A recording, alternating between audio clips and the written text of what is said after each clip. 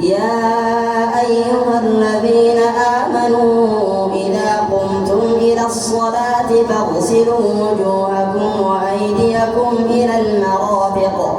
وامسحوا برؤوسكم وأرجلكم إلى الكعبين وإن كنتم جنبا فاطهروا وإن كنتم مرضى أو على سفر أو جاء أحد منكم من الغائط أو لامستم النساء فلم تجدوا ماء فتيمموا صعيدا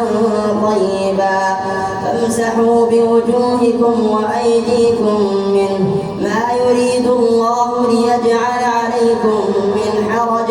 ولكن يريد ليطهركم وليتم